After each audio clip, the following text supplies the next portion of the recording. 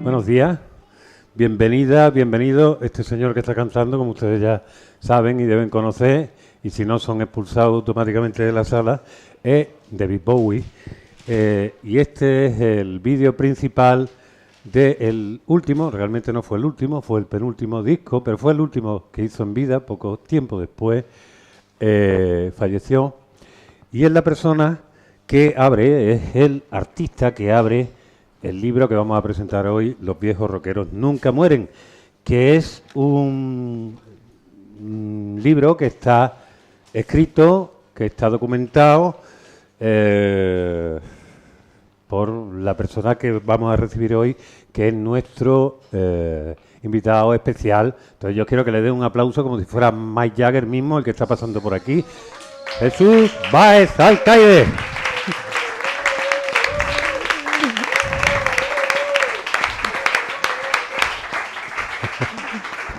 Jesús es lo más parecido a una estrella de rock que tenemos aquí, porque es verdad, él es rockero, él es músico, y encima está su hija, ¿no? Que está sí, jaleándome. Jaleando, le enseñan desde chico. Dice, mira hija, que papá necesita un poquito de retorno. Vaya, sé que me quedé solo en el aplauso. Bueno, siéntate, Jesús. Yo les explico rápidamente, quienes no me conozcáis, mi nombre es Héctor Márquez, soy periodista y eso que llaman ahora gestor cultural, y soy el responsable de este programa, de este proyecto que se llama El Tercer Piso. Algunos, los que tienen ya una cierta edad y les ha gustado la música y tal, también me conocen, periodista muchos años en El País, en Diario Sur, Diario 16, etcétera, etcétera, pero me conocen también por un programa que organicé durante 11 años, que arrancó en Málaga y se hizo prácticamente en toda Andalucía, se llamaba La Música Contada. Quiero decir que algo de divulgación musical llevo en las venas. Es algo que nos une a todos los que estamos aquí hoy, aunque el único que ha escrito el libro es el señor que está en el centro, pero también le corresponde esa misma tarea a Daniel Domínguez. Daniel Domínguez es locutor, es divulgador musical, ha sido locutor de los 40 principales durante muchísimos años y después DJ también. O sea, lleva toda la vida dedicándose a la difusión y divulgación musical, y él va a ser quien va a presentar en primera instancia a Jesús. Jesús después ya les contará el cuentito y después empezaremos un diálogo donde están todos invitados, y cuando alguien quiera decir algo, por favor, les voy a pedir que no disfracen como pregunta ¿vi a Bob Dylan cuando tenía 14 años, aquello cambió mi vida? No, esto para otro momento. Pues se lo mandan ustedes por WhatsApp y tal. Así que yo ya no me voy a enrollar más, que es una cualidad que tengo bastante de desarrollar. Todos, ¿no? Y le voy, creo que aquí hoy todos nos vamos a pelear por el micro. Le voy a dar la palabra a Dani, que va a introducir a Jesús. Muchas gracias por venir. Bueno, gracias a todos por venir. Muchísimas gracias a Héctor Márquez. Espérate, que eso está saturando, ¿no? No te lo pegues tanto. Vale. Gracias especialmente a Héctor Márquez por este momento, por esta oportunidad. Yo no sé si voy a romper un poco con la solemnidad que él va a aportar aquí con su sabiduría, porque es un sabio con bacon, por otro proyecto que tiene también otra iniciativa que se llama Sabia. Aula Sabia, sí. Aula Sabia. Y bueno, no sé si voy a competir en ese sentido. Con él no se trata de competir, pero sí que voy a tratar de aportar un poco el lado más personal de Jesús Báez. Yo me siento muy afortunado de este momento, ¿no? Estar sentado aquí con dos personas a las que admiro especialmente, ¿no? Que tengo que decir que les tengo una gran admiración.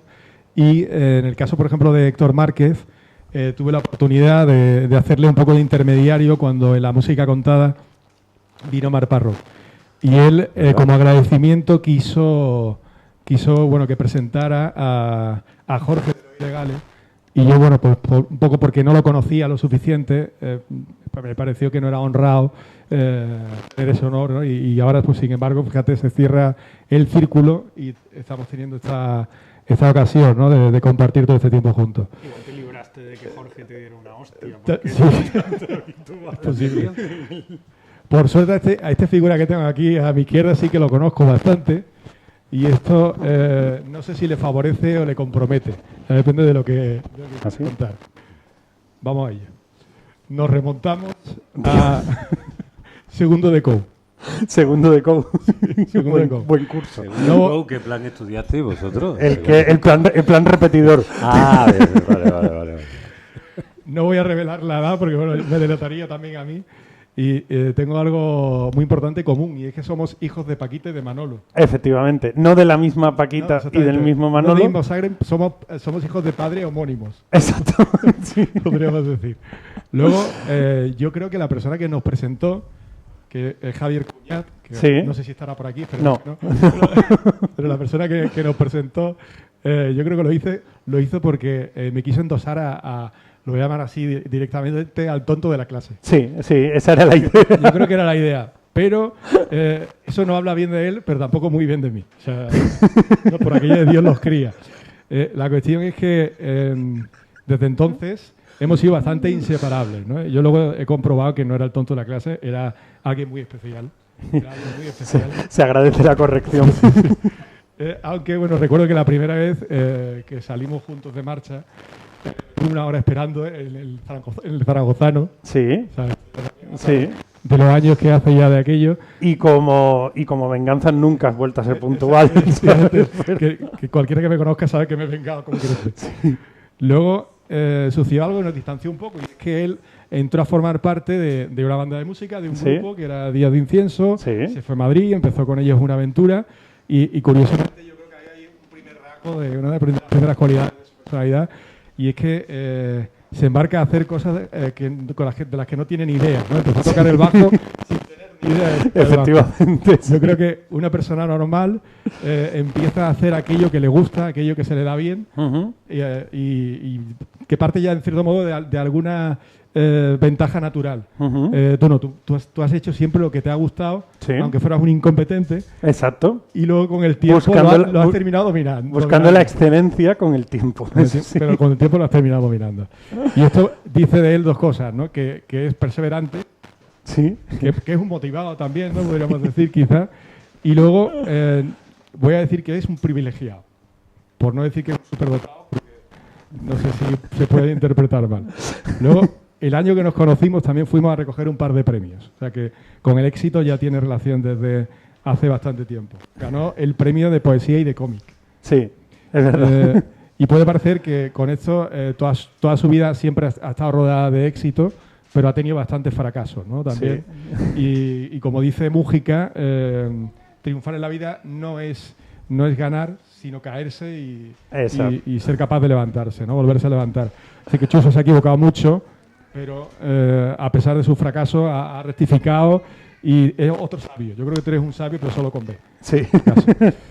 Bueno, y posiblemente detrás de todos estos fracasos lo que yo creo que puede haber como denominador común es que se ha dejado influenciar mucho por la gente, por gente que a lo mejor no era la adecuada. Bueno.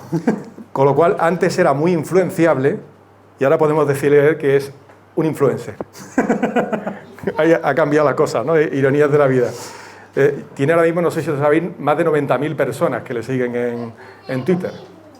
Que le siguen y que, bueno, están pendientes de, lo dijiste el otro día, de tus tontunas. Sí, exacto. Que bueno, que creo que no son tontunas, creo que son historietas bastante interesantes, ¿no? Bueno, en aquellos maravillosos años nos reuníamos en la tetería 12 Lunas, ya desaparecida, que estaba junto al Teatro Cervantes, y hacíamos tertulia filosófica literaria, ¿no? Él solía recitar poesía. Sí. Y yo creo que de la cara de espanto que poníamos los amigos ante sus poemas, sacó la conclusión de que lo suyo no era la poesía, Sino la prosa. no, Sí. sino el terror. Y entonces, a partir de ese momento, fue cuando fue ya cocinándose lo que sería su primer libro, que fue Fuera la oscuridad. Entonces, bueno, ese primer libro, que fue su primer libro de género, no género identitario, sino género fantástico, género de terror. Bueno, en fin, como psicólogo en potencia, os tengo que decir que cuando estudiamos juntos psicología, y siempre he sido muy crítico con la etiqueta diagnóstica, que se abusa mucho de ella, ¿no? Bueno, lo del hiperactivo, la alta demanda, los niños de altas capacidades, en su caso se cumplen todas, y es real, es real. Siempre anda tan ocupado e hiperactivo que si queréis quedar con él, lo mejor que podéis hacer es acompañarlo al Mercadona y sujetarle la bolsa o, no sé, ir con él a que descambie una aspiradora. O sea, y así a lo mejor tenéis la suerte de tomaros un cafelito de 5 minutos. Es verdad, lo de la aspiradora es verdad. Sí, es cierto. O sea, aquí el que tiene una capacidad de fabulación muy grande eres tú. Lo admiro, pero con cierta envidia. Y no sé si es sana del todo, ¿no? Sí. Tu mayor virtud es que mantiene vivo todavía, mantiene vivo al niño interior, porque es una persona ingenua y muy bondadosa. Y eso creo que es una mirada que le favorece mucho como cuentista que es, ¿no? Yo creo que se le podría definir así, ¿no? Es un cuentista. Y tiene una gran capacidad también de autocrítica. Pone carita de corderito degollado, o sea, cuando se te hace una crítica, al principio no lo encaja bien, pero luego terminas aceptándola, ¿no? Y no sé si tienes un cierto masoquismo, porque en la presentación de tu anterior libro llevaste a Guillermo Díaz, Sí. que es un político mordaz, y ahora, bueno, me has traído a mí que somos amigos, que te queremos mucho, pero que también te putea bastante, ¿no? O sea, que no sé quién va a ser el próximo que elijas para la presentación, miedo me da. Bueno, solamente un mensaje para el técnico de sonido, a él le podéis quitar el micrófono porque lleva un megáfono incorporado, se le oye en cualquier parte, y si queréis perder vuestra privacidad, meteros con él en el metro, en el autobús, que todo el mundo se va a enterar de vuestras conversaciones. Así que nada, solamente decir que un fuerte aplauso para este hombre, que es Jesús Báez, el único e irrepetible.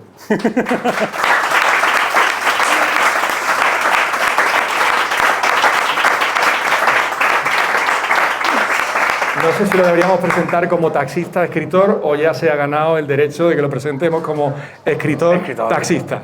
Eso, me gusta más eso. El Fari empezó así, no terminó mal. O sea que lo de taxista, ahora lo de psicólogo, yo quiero saber, tú ya has dicho que eres inspectore, hiciste la carrera, Sí. pero no ejerciste, tú sí has ejercido. Yo tengo terminada psicología, sí. Pero no has llegado a ejercer. Bueno, tiene un sitio que es el taxi, donde eso... Es una forma de ejercer la psicología. el mejor sitio donde Ejerce, pero no se la ejerce. cobra. No la bueno, la carrera y el plus de que estamos en la hora. Bueno, yo eso no te molesta. antes de empezar, yo quería lo primero darles las gracias a todos los que habéis venido aquí un sábado por la mañana, que es de merecer, ¿sabes?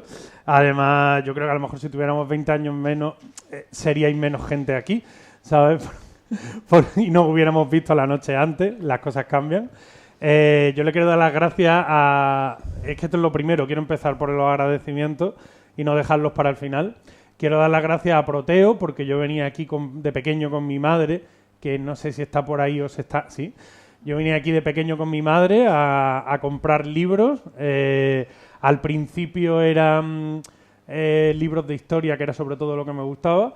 Y ya con el tiempo y a raíz de leerme en casa de mi tía, que está allí al fondo, las narraciones extraordinarias de Edgar Allan Poe, con 10 años, después de 2 semanas sin dormir, ya me orienté por el terror y yo me he llevado de aquí muchos libros de Edgar Allan Poe, de Lovecraft, de Stephen King y de todas esas cosas que son las que me gustan. Y para mí venir a Proteo a presentar un libro, en cierta forma, no voy a decir cerrar un círculo porque suena final, pero es como una forma de rendir homenaje a, ahora que se lleva mucho la palabra prescriptor cultural, ¿no? Que no me gusta porque suena como a farmacia, Receta, pero sí. en cierta forma Proteo ha sido para mí un sitio de prescripción cultural en muchos sentidos.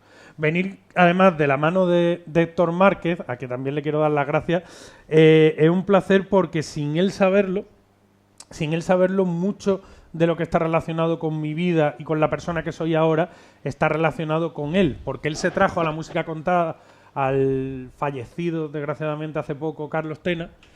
Y en aquel entonces yo tenía el grupo Días de Incienso, le dimos una maqueta a Carlos Tena, Carlos Tena le gustó, nos llamó por teléfono, al teléfono que venía que era del cantante, y dijo, lo que tenéis que hacer es veniros a Madrid y buscaros la vida aquí.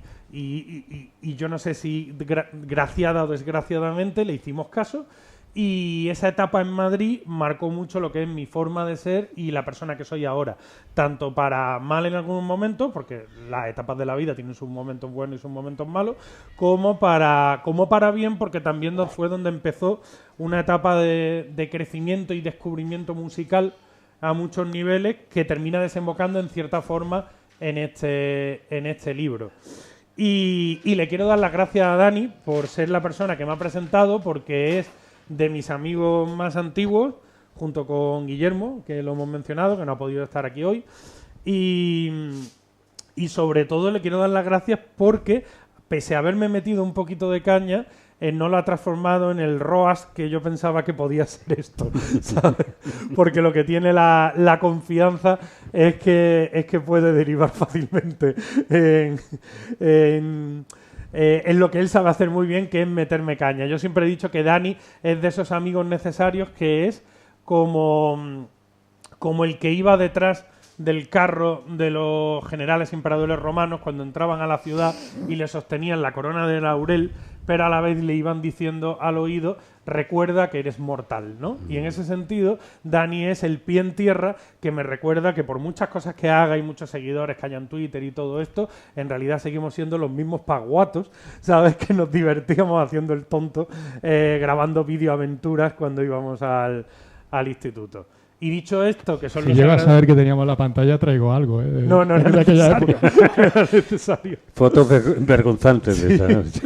Y dicho esto, estoy muy contento de... Bueno, no sé muy bien por cómo empezar esto. Si quieres tú plantear tú algo... habla como te dé la gana. Solamente quería decirte una cosa. Es decir, por desvelar los códigos, porque esto va del mundo del rock and roll. Sí. Y el mundo del rock and roll, el pop, etcétera, etcétera, está lleno de códigos. Códigos que cuando somos jóvenes, y creo que pertenecemos a una generación donde todavía no existían las redes sociales, no existían los influencers, no sabíamos ni siquiera la cara que tenían, salvo las fotos de los discos y de 3 revistas. Bueno, vosotros sois más jóvenes que yo lo tenía todavía más crudo. Y aquí, por ejemplo, no se pillaba la segunda cadena cuando yo era chico. Luego Carlos Tena, que tengo que añadir, que no solo es que me lo traje, sino que Carlos Tena fue la persona con la que yo contacté cuando inventé la música contada, porque era amigo, y le dije, Carlos, tengo una idea, ¿qué te parece y tal? Y me dijo, de puta madre, y al principio él se sumó. Después Carlos, como un espíritu libre, estuvo 4 meses y después ya terminó yéndose para Cuba y toda la historia. Y quiero hablar de esas personas que son las que muchas veces por la radio, a la que tú te has dedicado tantísimo tiempo, y otras desde la escritura, en los fanzines y en las pequeñas cosas que había en algunos periódicos, nos contaban cómo era aquel mundo que nosotros teníamos idealizado. Tú ahora mismo vuelves a contarlo y es algo que me parece fantástico, porque ya ahora mismo tenemos un exceso de visualización. Sí. Lo que antes cuando decías, salió David Bowie vestido de glam con unos... Tú no sabías lo que era, ahora ya vas de pronto y ya eres capaz de ver todo el vestuario que este tío usó. Entonces, en ese sentido, nuestra época era más imaginativa. Y además nos ayudaba, porque fantaseábamos con unos señores que parecían dioses. Estoy hablando además de una España donde todo lo bueno sucedía detrás de los Pirineos o fuera de las fronteras litorales. Ahora ya no, ya todo está más globalizado. Ya te has dado cuenta que aquellos dioses... eran de carne y hueso, ya le has visto a todos el cartón. Claro, y es que eso que dices es lo que he intentado un poco hacer en el libro, y es desmitificar un poco todos esos códigos, esos mitos creados que hay acerca del rock. Bueno, yo supongo que los que estáis aquí, porque habéis venido sabiendo de qué va el libro, sabéis que es una especie como de repaso a las diferentes... como decía un amigo de cachondeo, ¿no? Es 1000 maneras de morir del rock and roll, ¿no? Claro. Pero no he querido caer ni en el morbo ni en la mitificación. Por ejemplo, hay un doble capítulo que es el del Club de los 27, sí, donde precisamente lo que empiezo diciendo es que el Club de los 27, esta idea de que hay como una maldición que hace que determinados artistas del rock, comenzando por Robert Johnson en los años 30 o en los años 70 las 4J, Brian Jones, Janis, Jim Morrison, en medio estuvo el de Kanye Head también, o ya en los 90 y en el 2000 Kurt Cobain o Amy Winehouse, hay como una maldición que hace que todos hayan muerto a la fatídica edad de 27 años, es un hecho, murieron con esa edad, pero cuando estaba yo investigando para el libro me dio por ponerme a buscar estadísticas, que es una risa porque hay estadísticas para todo, y realmente la edad media de muerte de músicos famosos, también hay que ver la muestra que se coge, pero era una muestra bastante amplia, como de 500 personajes de la música, la edad media está en una conocida por nosotros cuarentena, ¿no? O sea, suelen morirse con 40 y pico años, ¿no? 50 a lo mejor, que es una edad joven también, y normalmente es fruto del tipo de vida que se pegan, pero morirse a los 27 años no es realmente ni una tónica, y por supuesto lo que yo digo en el libro es que es un constructo, es una estructura mental con la que resulta muy fácil crear una leyenda. Y claro, la historia del rock, aquel accidente de avión que fue el día en el que la música murió, que podemos hablar ahora de eso, accidentes de carretera, la sobredosis de tal persona, cómo tal persona se quitó la vida, está llena de esos mitos y esas leyendas. Que por un lado... Y a la vez el contramito, que es lo que tú haces ahí. Y a la vez el contramito, que es lo que yo intento hacer, efectivamente. Porque creo, y es lo que digo en la introducción, y es el motivo de que el libro empiece con David Bowie, es importante darnos cuenta de que estos artistas, estos genios de la música, al final no dejaban de ser mortales, pues como tú, como yo y como cualquiera. Un día nacen, un día mueren. Lo que pasa que lo que hacen en medio entre el nacer y el morir, pues probablemente sea más relevante para la música o para la cultura pop de lo que a lo mejor podemos hacer nosotros, ¿no? Pero por lo demás son mortales. Y con sus errores y con sus defectos. Incluso hay un capítulo dedicado a músicos que han sido asesinos, ¿no? O sea, que han matado a alguien, ¿no? O que han sido asesinados. O que han sido asesinados. Claro. Entonces, yo en el libro... Era muy fácil, para un libro que habla de las muertes del rock and roll, era muy fácil caer en la leyenda urbana y el mito. Y yo precisamente lo que he intentado es huir de la leyenda urbana y el mito y acercar a estos personajes a la mortalidad que al fin y al cabo los convierte en uno más de nosotros. Como periodista y muchas veces peleado, digamos, con esto que llamamos ahora periodismo, donde al final todo el mundo cae en la rapidez y en repetir un lugar común, en no contrastar la fuente. Tengo que decir que el libro es un libro que precisamente refuerza lo que ya se está perdiendo para bien. Hay que decir también que el rock and roll, bajo mi punto de vista, y aquí lo demuestra también las edades de algunas de las personas que estamos, que ya somos provestos, y por no hablar que hay algunos de los que eran héroes cuando éramos unos chinorri y ya tenían canas en esos sitios. Ya el rock and roll no se puede llamar como una música, digamos, underground o una música de revolución, una música moderna. de ruptura. No lo es. El rock and roll es folclore, ahora mismo. Sé que duele mucho porque nos podemos hacer la imagen de ahí están los Mocedades o la banda del Militón. Me lo va a comparar esto con Jim Morrison. No, pero bueno, es no, así, pero a la hora de entender, porque además tampoco podemos ir mucho más atrás en la historia para percibir cómo la gente escuchaba y sentía la música. Si hay algo que a mí sí me parece importante, que es la capacidad, los viejos rockeros nunca, por cierto, ¿quién dijo, de quién es la cita original? Los viejos rockeros nunca mueren. Si te digo la verdad, es de se le ha atribuido a mucha gente. Pero es una frase común. Es una frase común, casi popular. En España quien la popularizó, o sea, la frase original era en inglés, ¿no? Sí. Álvaro a lo mejor sí lo sabe. Miguel Río la popularizó en español, efectivamente. Hizo pero la frase es más disco, antigua. sí. La frase es más antigua y en inglés es el original.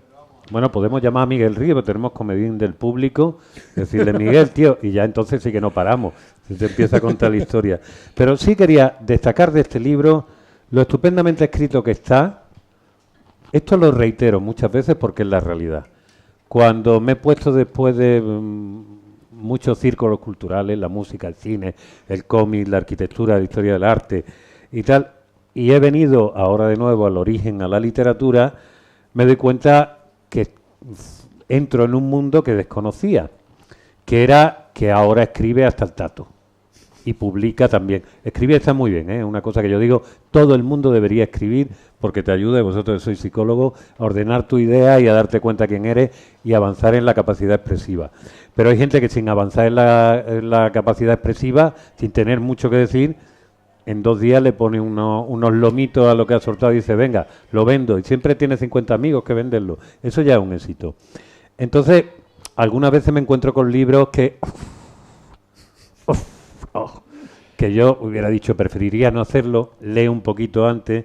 A Jesús no solo se le nota que es leído. Este es un libro que es muy leído. Este es un libro que una digamos, de los valores que tiene, aparte ya ahora lo contarás, que es un libro que se puede escuchar mientras se lee, que tiene una estupenda bibliografía, que tiene una estupenda filmografía, que tiene una hemeroteca, es decir, que revela cuáles son sus fuentes. Y eso es algo que me parece hoy digno de aplaudir porque es un ejercicio de honestidad y además de saberse que uno forma parte de un río, que uno no inventa nada, solamente recoge, y la forma de recoger y de devolverlo es ahí donde radica el valor. Lo más interesante también, ahora y vosotros que sois psicólogos, estamos ahora mismo en una época donde estamos en una sociedad que hemos pasado, en nuestra civilización ha pasado de tener la muerte presente, que es lo mejor que tú puedes ser siendo un ser mortal, como recordaba de los esclavos a César, de eso no se habla. De eso no se habla. Y ahora nos estamos encontrando que está habiendo una necesidad de volver a hablar de la muerte.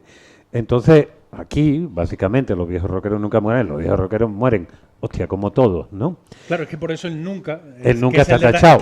El nunca está tachado. Porque el juego de palabras es un poco difícil porque, claro, estas 2 semanas que he tenido prensa y tal, hay gente que dice los viejos rockeros nunca mueren, hay gente que dice los viejos rockeros mueren. O sea, realmente el libro es que no... ese tachado... Es que hay que verte, hay que decir, los viejos rockeros nunca... Claro, exacto, claro, hay si que no, hacer... te traigo la comilla, ¿no? Hay que hacer... Pero sí, es lo que estás diciendo, Mira, el primer personaje del libro, lo he dicho antes, es David Bowie, porque con la muerte de David Bowie en 2016, en enero del 2016, fue cuando yo tuve el primer golpe. Vale, sí, mucha gente que admiro ya se ha muerto antes, muchos antes de que yo naciera, ¿vale? Freddie Mercury cuando yo tenía 13 años, que fue un impacto. También fue un impacto por el tema del SIDA. O sea, yo recuerdo ver un informe semanal que salió cuando murió Freddie Mercury hablando del tema del SIDA. Yo más o menos conocía de forma medio cercana ese impacto porque también el SIDA... en España también estuvo muy relacionado con el tema de la droga y eso en casi toda la gente que éramos de barrio de Extrarradio lo veíamos, ¿no? Bueno, claro, llamarle a mi barrio, al barrio de mis padres de Extrarradio, ahora es un poco ilusorio porque Málaga termina en Cártama, ¿no? Claro. Pero en aquel entonces, a la espalda de Carlos Haya, yo lo que tenía era campo de olivo hasta la universidad, ¿no? Camino bueno, hasta tu urbanización, que era la de los pijos. Entonces, el tema es... Te la tenía que devolver. No voy a dejar, o sea... Comienza el roast. Entonces yo recuerdo que ese informe semanal con 13 años, hablando del SIDA a raíz de la muerte de Freddie Mercury, a mí me impactó mucho, claro, hasta el punto de que yo me acuerdo que esa noche, yo no recuerdo si mi madre me había hecho, yo tenía un huevo cocido, me parece, en la cena, más cosas, pero recuerdo concretamente un huevo pasado por agua que me gustaba mucho. Esto ya no se ven hueveras, antes había hueveras y te ponías, sí, ¿sabes? Ya no se ven, o sea, que ha pasado de moda. Como cortes de gambas, ¿no? También. Entonces, yo recuerdo que no me lo pude comer. Que no me lo pude comer porque me cortó el cuerpo aquel informe semanal y yo recuerdo de pasar los días siguientes era como, ay, ¿y si toco a alguien por la...? Había mucha desinformación, ¿no? ¿Y si toco a alguien por la calle y tiene SIDA? Y una de las cosas que tuvo en la muerte de Freddie Mercury, por el homenaje que le hicieron, el tributo, fue que se habló por primera vez claramente de lo que era el SIDA. O sea, era... todos los artistas más grandes de los 90, quitando Michael Jackson, que no estuvo allí, y Montserrat Caballé, que no pudo por agenda, pero es que estaba todo el mundo. O sea, que estaba Elton John, Axl Rose, momentazo. Estaba, o sea, desde Extreme, Guns N' Roses, Metallica, que eran los nuevos en aquel momento, Elton John, U2, perdón, por conexión vía satélite, Seal, David Bowie, por supuesto, Lisa Stanfield, estaba todo el mundo, y haciendo como de maestra de ceremonias estaba Liz Taylor, que salió a hablar claramente del tema del SIDA, de la necesidad de investigar sobre el SIDA y de la necesidad de romper con ese tabú. Unos años antes que Freddie Mercury, que sale en el libro también, había muerto Klaus Nomi. Claro. Y lo de Klaus Nomi murió solo en el hospital, solamente acompañado por su novio, el bailarín, que no me acuerdo ahora el nombre, pero está en el libro, que fue el único que se quedó con él al final, un poco como se ve en la película Filadelfia, que no va de Klaus Nomi, pero es paralela la historia. Y esa muerte sí me impactó, pero no me impactó al mismo nivel.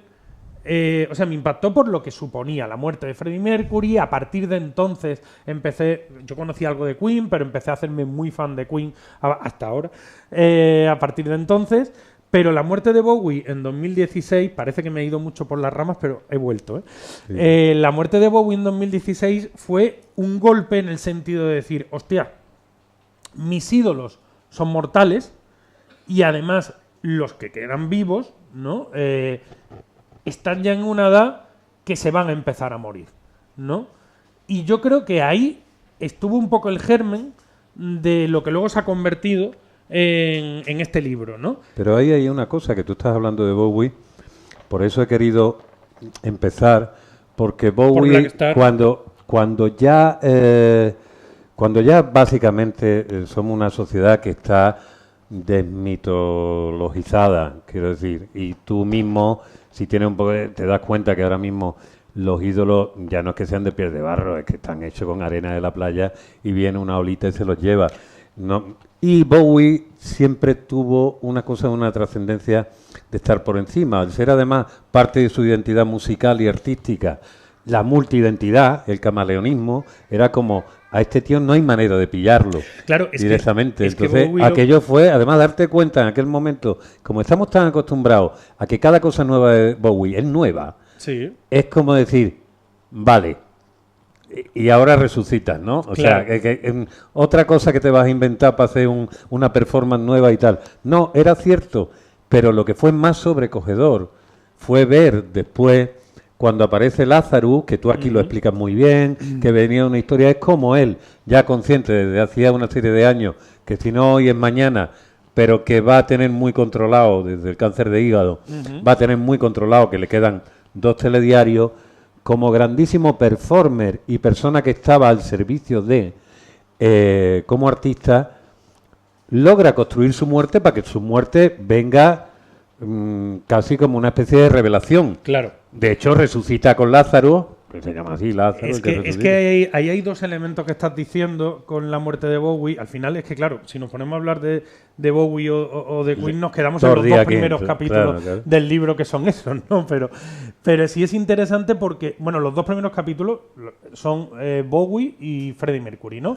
Hay más nombres en esos capítulos por referencias. Están Johnny Cash, está Leonard Cohen, está Minnie Riperton, que no es tan conocida, pero era la de la canción esta de la, que se hizo muy famosa y que también murió haciendo un último disco sabiendo que se iba a morir, porque los 2 primeros capítulos de lo que hablan en realidad es de eso, ¿no? De cuando sabes que te vas a morir y haces un disco que está impregnado por esa conciencia de lo ineludible, ¿no? Y claro, Bowie podía haber hecho una cosa muy típica del artista que está llegando al final de su carrera, que es hacer un refrito, o sea, hacer un disco de duetos, ¿no? O sea, quiero decir, últimos discos de duetos con no sé quién, ¿no? Y lo que hace es un disco difícil, si no lo habéis escuchado al principio de la presentación, es un disco de neo jazz, porque se trajo a los músicos de Maria Schneider, Es un disco que mezcla electrónica, eso, con un jazz muy experimental, y hace un disco difícil de escuchar. O sea, Black Star es un disco duro. O sea, no es escuchar Starman, no es escuchar Space Oddity, que son canciones que con la complejidad de acordes que le daba Bowie, son canciones pop. Y son canciones amables, ¿no? Black Star es un disco lleno de referencias a un montón de temas, hasta Aleister Crowley. Y es un disco difícil. En el sentido de que no es difícil porque tú sabes que Bowie se va a morir, se está despidiendo, que una canción se llame Lazarus. Bueno, lo de Black Star tiene mucha amiga porque Bowie compartía cumpleaños con Elvis Presley. Sí. Y hay una canción de Elvis, no de las más conocidas, que es Black Star, que dice que cuando un hombre encuentra su estrella oscura es que va a llegar su final. Él le llama a su disco Black Star. Como el heraldo de la muerte. Poco exacto, más, sí. Pero es que Black Star también es el nombre en inglés de la cicatriz que deja un tipo determinado de célula cancerígena.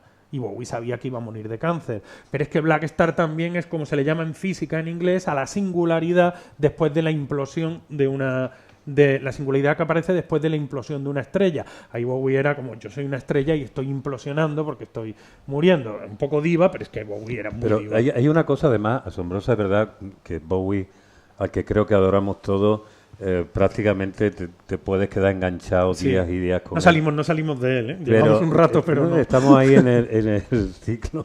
Pero es verdad que hay una referencia también que tiene que ver, y yo creo que tú lo refieres en algún momento.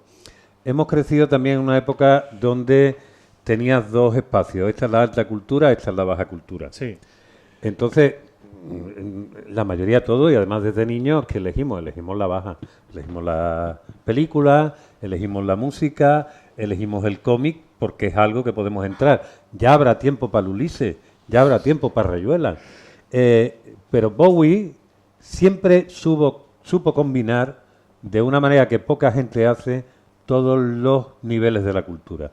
Quizás con un sentido que él tenía, digamos, de cierta síndrome del impostor, creo yo, al principio, por eso se disfrazaba de tantas cosas, pero al final Bowie era una puñetera enciclopedia viviente, además de un señor absolutamente inteligente, de un tío cultísimo, digamos, una rara avis dentro del rock, porque por un lado hacía el rock, pero lo que más le gustaba era el elemento performativo. Pertenece mucho más a la raza anglosajona de gente que canta, que baila, que interpreta, que es actor, que no sé qué tal.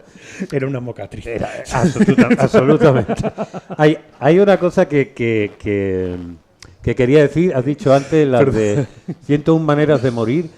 Yo cuando vi esto me recordó una de mis series favoritas, por seguir hablando que es A 2 metros bajo tierra. Sí. A 2 metros bajo tierra, si no la han visto, la tienen que ver, porque sigue estando, que es una familia que tiene una funeraria y que cada día ellos tienen sus peripecias muy bizarras, pero cada día empezaba cada capítulo con un tipo de muerte, cada cual diciendo, pero what the fuck, que os vaya a inventar. Un tío que le cae el solidificado de un avión, la cosa que se queda congelada de azul, la piedra azul, cuando la gente orina del baño, le cae en la cabeza y se muere. Lo mata al caerle de no sé cuánto. Ese tipo de muerte.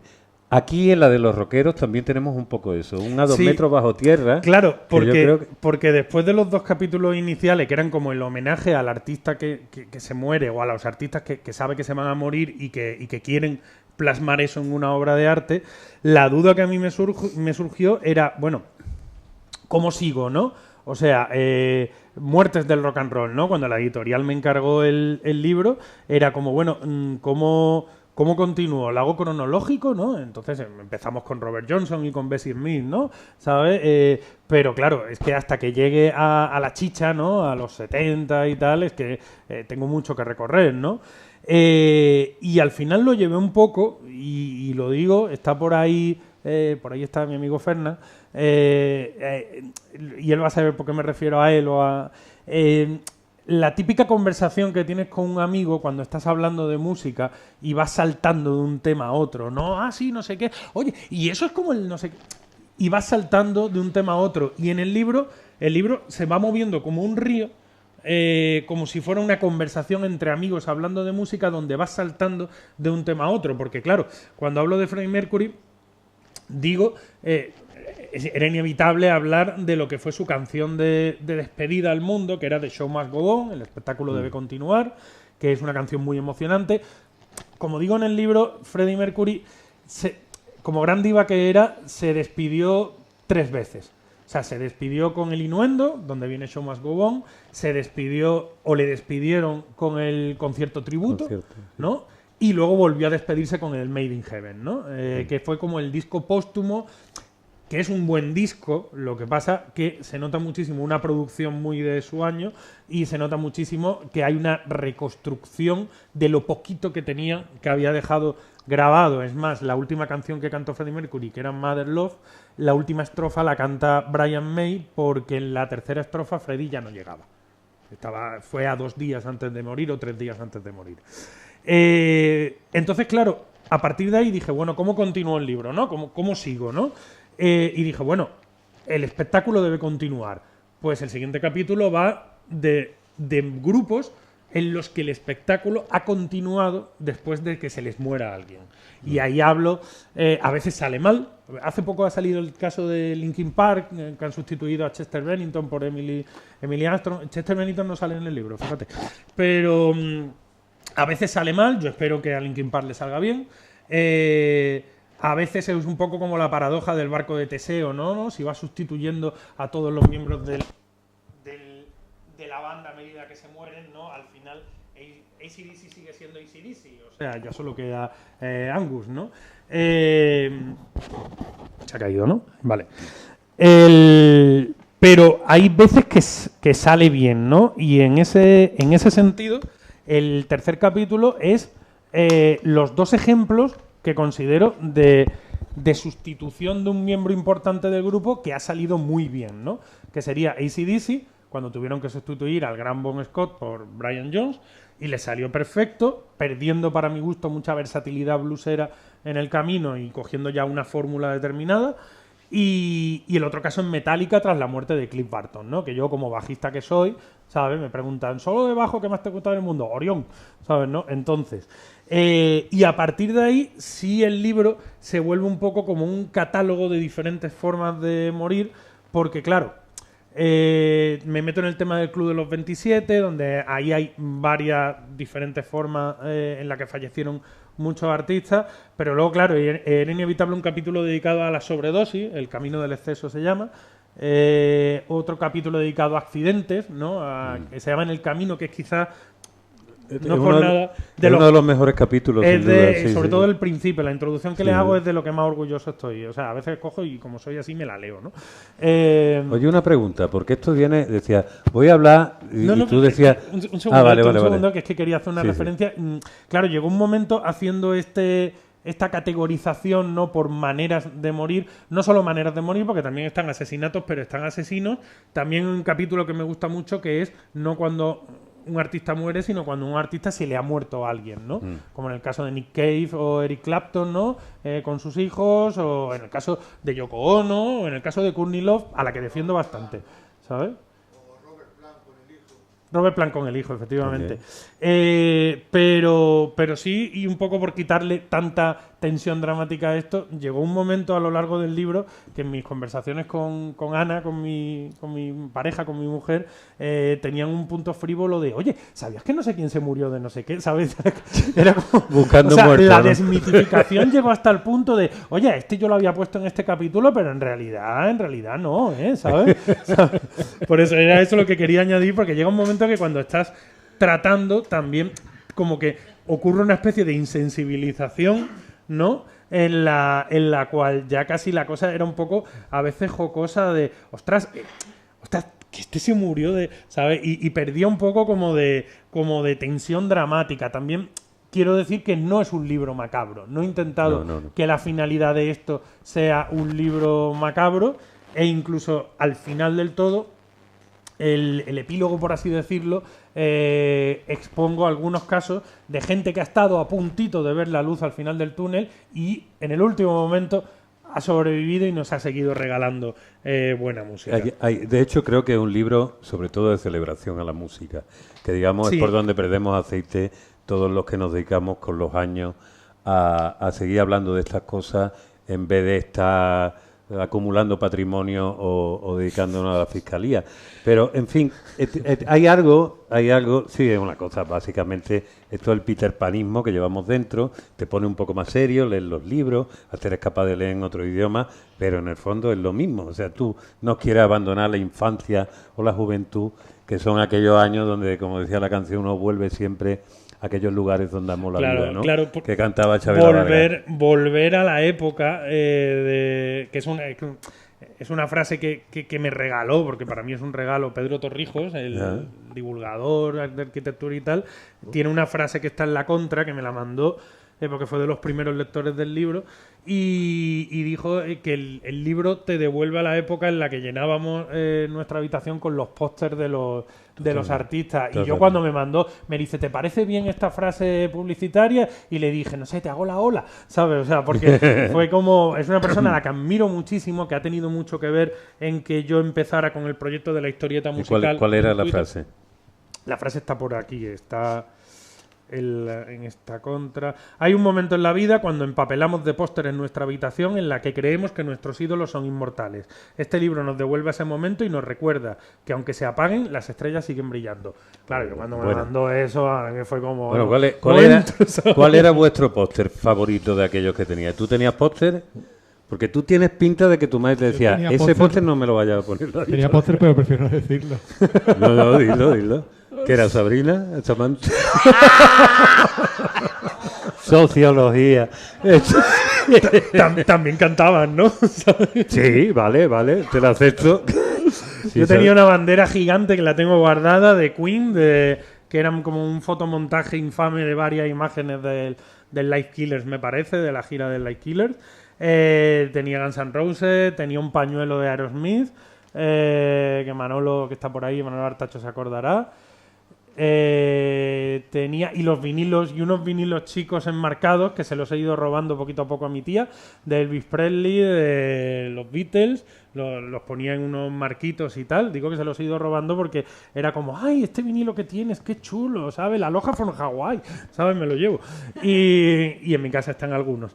Es que eso está bien, porque yo, que soy mayora, entonces ya tengo el problema de que los vinilos, las cosas que tenían, eran unas cosas infumables. Tú eso no lo podías poner. Claro. Ya vosotros, con unos años menos, ya vuestros padres han tonteado con el rock and roll. Sí, bueno, yo sobre todo, ya que he hablado de ella, aunque se ponga colorada, pero a mí la influencia, porque claro, mis padres eran más tradicionales, que luego después he agradecido mucho ese fondo de flamenco, ¿no? Que mi padre era muy de Rafael Farina y tal, y mi madre sí era un poco más pero también le gustaba por ejemplo, con mi madre escuchaba yo mucho Mecano y tal, ¿no? Pero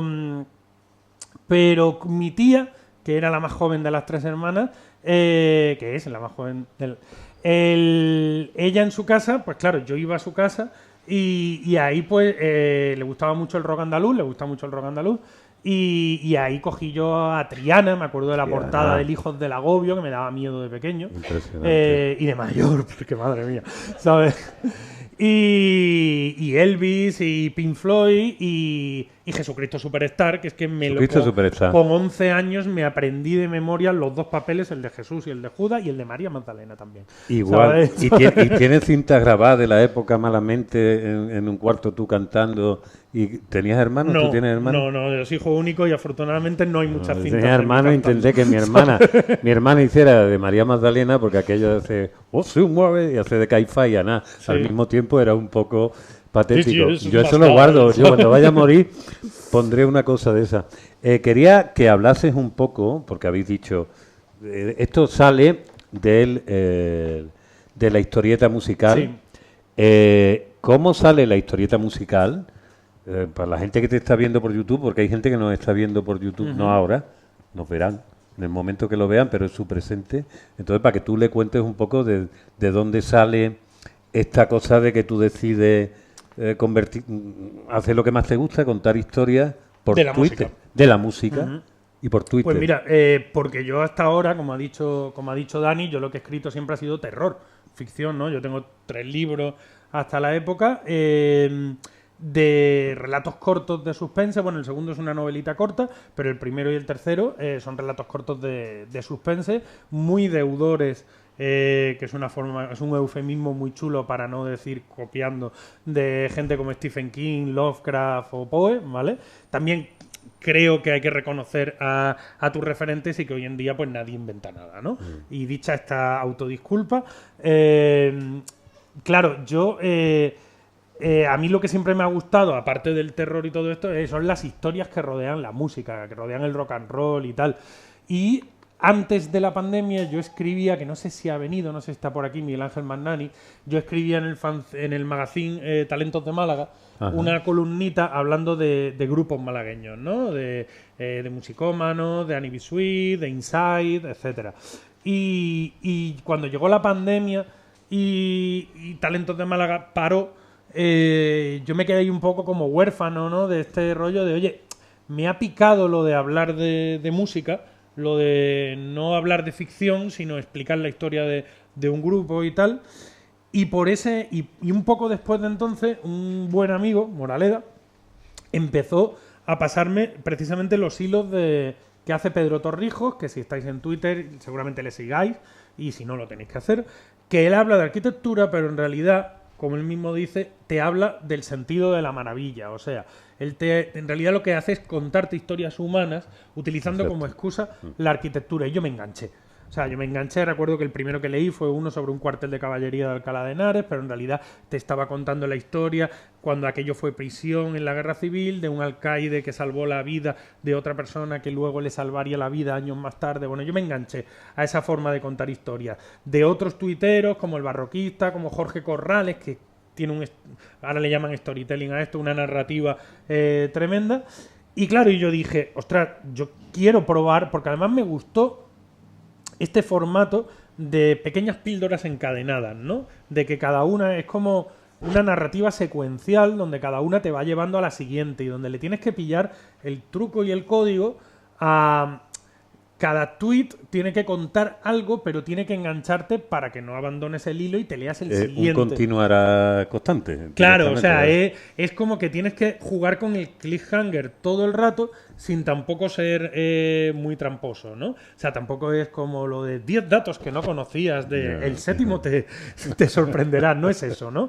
Es como que estás contando una historia y ya desde el primer post del hilo tienes que llamar la atención. En tal año, tal artista se encontró... me acaba de venir a la cabeza uno que escribe de Nina Simone, ¿no? En 1900 tal... una chica llamada, no me acuerdo ahora el verdadero nombre de Nina, fue rechazada en el prestigioso Instituto de Música Clásica tal. En el año 2000 y pico le mandarían su diploma. Estoy hablando de Nina Simone. Y con eso ya tienes que enganchar, ¿no? Tienes que decir, ostras... ¿Tú tenías Twitter antes ya? No. O sea, tú te lo abres para eso. Yo me abrí el Twitter el 3 de agosto del 21 al día siguiente...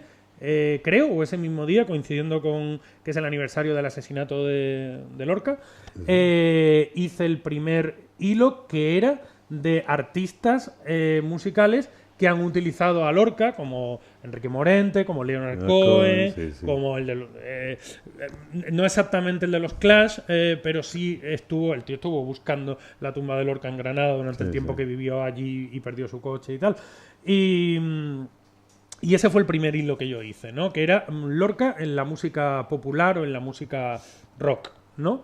Y claro, yo empecé y dije, venga, pues me voy a poner un día y voy a hacer un hilo semanal. Porque yo lo que sí quería era hacerlo con rigor, hablar de los primeros, eran cosas... siempre hablo de cosas que más o menos controlo. Sí. Porque siempre he leído muchísimo sobre música. Pero claro, hay historias que requieren más documentación y otras pues más o menos te van saliendo solas, ¿no? Pero claro, al principio no me leía nada. O sea, la primera temporada está colgada en un índice y la primera temporada pues tienen no sé, 3 retweets que eran Moraleda, Néstor y el cachorro. 3 amigos, ¿no? Oye, y eso... Pero luego empezó... ¿Cómo se aguanta? Me refiero, porque hay un tema que cuando uno empieza y dice, Internet, la primera vez, Sí. voy a hacer un blog, Sí. o voy a hacer un Bandcamp, Y no o lo voy lee a hacer nadie. no sé cuánto, y tú estás así todos los días y le vas dando siempre al mismo like diciendo a Sí. veces, a ver si yo sumo, y no, te lo Sí. suma y te lo quita, Sí. con lo cual siempre está en el mismo sitio. Entonces, ¿cómo aguanta? A mí lo que más me asombra de eso es, sin tener un fondo de fan, ¿cómo vas tú diciendo, bueno, Fueron venga, yo creo en eso? Fue medio año caminando por el desierto, como digo yo. Porque da me bajona, acuerdo- ¿no? Si ¿eh? no te leen, da bajona o no. No, a ver, porque yo sabía que me seguía muy poca gente. O sea, Vale. quiero decir, había un amigo, yo les decía, oye, me he abierto un Twitter para hablar de música. Tú tienes Twitter, sígueme. ¿Sabes? ¿No? Pero era una cosa como muy... Tampoco le puede estar a la gente agobiando. Luego después cuando publico el hilo los jueves, sí hago un poco de spam por todos los grupos de WhatsApp, ¿no? Y eso, Claro. pero un poco ya porque digo, oye, el que no le haga caso, pues no le hará caso. El que no le interese no le haga caso, pero yo aviso, ¿no? Pero fueron unos meses donde no me cansé porque le estaba pillando el truco. O sea, Vale, ahora estabas aprendiendo. ahora leo claro. esos primeros hilos donde meto muchos datos por post, donde es un mazacote de texto, no sin espacio, donde el texto no respira, ¿sabes? Donde mi idea era lo que quiero es contar muchos datos de y este estuvo en tal grupo y el disco se sacó en tal año con el productor tal. Ahora, o sea, hice un hilo antes de ayer de Amy Winehouse y ayer revisándolo me di cuenta que quitando la que murió en 2011 es que no he puesto ni una fecha. O sea, pero porque me fui dando cuenta en esos meses de aprendizaje que lo importante y lo que le iba gustando a la gente, ya había 20 retweets, ya había 30, ya de repente yo celebraba, tengo 50 seguidores, muchas gracias a todos, ¿no? Y era como, y ahora lo veo y era un poco ingenuo, ¿no? Mamá, ¿sabes? me ha leído. Pero me fui dando cuenta que lo importante no era el dato, o sea, el dato tiene que ser riguroso, lo que cuentas tiene que... Yo busco siempre la fuente, lo que hay historias de la música que no las cuento, porque no hablas de esto, porque es mentira, porque no pasó, Yeah. ¿sabes? Pero lo importante era la historia. Y el hilo en el que di con la tecla de la historia, a lo mejor, fue el de uno contando la historia de la grabación del álbum Wish You Were Here de Pink Floyd. Cuando aparece Syd Barrett. Cuando Syd Barrett apareció, y no lo reconocieron. Syd Barrett, para el que no lo sepa, está también un poco contado ahí, porque aunque Syd Barrett murió muchos años después, pero aunque no, ese momento no fue un momento de su muerte, pero sí él fue el momento en el que el resto del grupo se dio cuenta de que el amigo que había formado parte de la banda había desaparecido tal como ellos lo habían conocido, ¿no? Syd Barrett fue el primer cantante de Pink Floyd. Pink Floyd siempre he dicho que podía haber tenido 3 nombres diferentes en el tiempo, porque el Pink Floyd de Syd Barrett es un Pink Floyd psicodélico, súper... O sea, un Magoo... es un Magoo más posterior, pero está muy influido todavía. Es posterior, pero está muy influido todavía. De Piper y de eso, de Piper and the Gates of Dawn. Sí. Luego está el Pink Waters, ¿no? O sea, el Pink Floyd de Roger Waters. Y luego está el Pink Floyd, donde David Gilmour, que ni siquiera estaba original en el grupo, sino que entró un poco para hacer de soporte a Syd Barrett y sustituirle cuando a Syd Barrett, que experimentaba demasiado con el LSD y traía una carga, podemos pensar que biológica o genética, estaba claro de sí, problemas mentales, pues esa combinación hizo pum, y a Syd Barrett finalmente se le fue la cabeza. Y después hay un Pink Floyd de los juzgados, que tu nombre es mío y tal. Exacto, y quién utiliza la cerda no flotante, Eso. ¿sabes? La tengo yo, la usas tú, ¿no? Llegaron a pelearse cuando Roger Waters y Gilmour y compañía se separan. La cosa fue tan esperpéntica que en el juicio se pelearon por quién podía utilizar el flotador gigante de la cerda del Animals. Sí.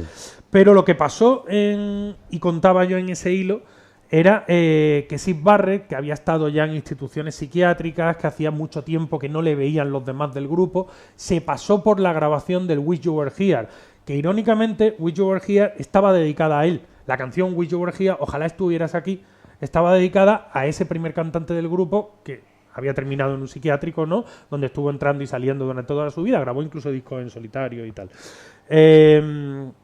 Pero no era esa la canción que estaban mezclando cuando aparece allí Syd Barrett, sino que era la otra canción dedicada a él, que es esa joya. ¿Te puedes creer que se me acaba de ir el nombre? Shine on You Crazy Diamond. ¿Sabes? Sí. Brilla diamante loco, ¿no? Se podría traducir. Y estaban mezclando esa canción cuando el batería lo comenta en sus memorias. Vieron a una persona detrás del cristal de la pecera que estaba allí rapado, sin cejas. Luego eso inspiraría en cierta forma la estética del personaje de Pink en la película del muro, que hizo sí. Alan Parker para Pink Floyd.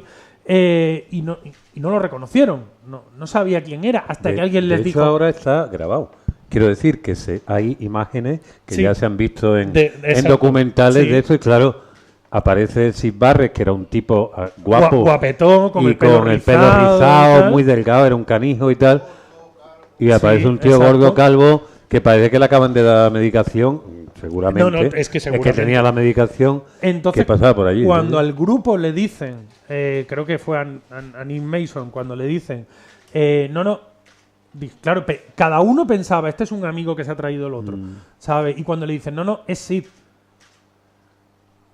Claro, o sea, hubo, en su memoria, Mason lo dice, hubo lágrimas en el estudio. El otro, como estaba en su globo, pues no, como que era un poco igual. Le preguntaron, oye, sí, ¿cómo está? Me gusta mucho comer chuletas, dijo. Coincidió también que estaban mezclando, pero era la boda de David Gilmour. Él estuvo luego se había casado por la mañana David Gilmour, se fueron al estudio a seguir grabando, a seguir mezclando, luego se fueron a la celebración. Sí fue allí y en un momento dado se fue y muchos de ellos ya no volvieron a verle, supongo que Waters. En el hilo, que es lo que íbamos... sí. Oye, y ese fue el primer hilo. Yo me enrollo, pero tú tienes... No, sí. A lo que iba, ese tú eres fue... Jaco Pastorius de... Pero ese fue el primer hilo que pegó un petardazo viral. El de la historia también porque... Claro, yo dije, esta historia se emotiva a tope, siempre me ha parecido una historia muy emotiva porque lo es, la quiero tratar con emotividad, pero como tengo ese fondo de la psicología y es algo que hago mucho en los hilos, quiero tratarlo también con el respeto debido al tema de la enfermedad de Syd Barrett y tal, y no caer en un sensación... Tiene un número, digamos, cuando abres hilo, tiene un número de tweets que dice, esto lo tengo que hacer en 10, en 15, en 14, en 25, el borrador, con lo que me dé. El borrador de la aplicación de Twitter son 25 y para mí lo ideal son 25 y luego las despedidas, que es las despedidas es si te ha gustado, aquí tienes el índice, puedes apuntarte a la newsletter, ahora tengo un libro que no sé qué, pero yo intento que el hilo ronde los 25, también porque cuando llega el 26 ya no te aparece directamente, sino que te aparece el botón de sigue leyendo y mucha gente cree que el hilo termina ahí. Lo que pasa que a veces la historia te pide más. He hecho hilo... Y hace 1, 2, 3... claro, o sea, quiero decir, los 2 hilos más largos que tengo fue uno dedicado a Freddie Mercury, que me quedé en 50 y pico posts, o sea, fue una barbaridad, pero es que para mí con Freddie Mercury, y otro que contaba, que está aquí también en lo de los músicos asesinos, la fascinante historia de los metaleros noruegos que se dedicaron a matarse entre ellos y a quemar iglesias de madera en Noruega en los 90, ¿sabes? Porque tú eres metalero. Te digo, yo hay cosas que toda la gente de aquí, que seguramente tus amigos saben y ya te conocen, pero la gente que te está viendo por YouTube a lo mejor no. Y bueno, no te voy a decir que te venda porque lo haces de una manera fantástica, pero dentro de los géneros del rock, tú eres metalero. Yo soy rockero.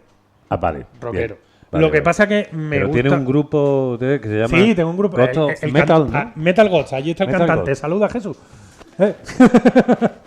Allí está, sí, tengo... Oye, después tenéis que hacer algo. No, deja. No. Yo soy rockero.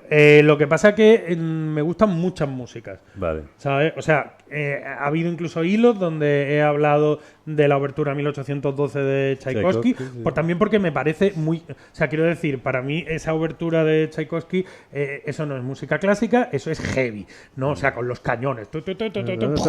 ¿Sabes? Eso es heavy puro, ¿no? Sin enchufar, pero es heavy. He hablado de flamenco, he hablado de Carlos Cano, he hablado de jazz, he hablado de lo que sea, pero a mí lo que más me define es el rock, sobre todo de una época determinada, que es la que va como desde el 67 hasta el 78.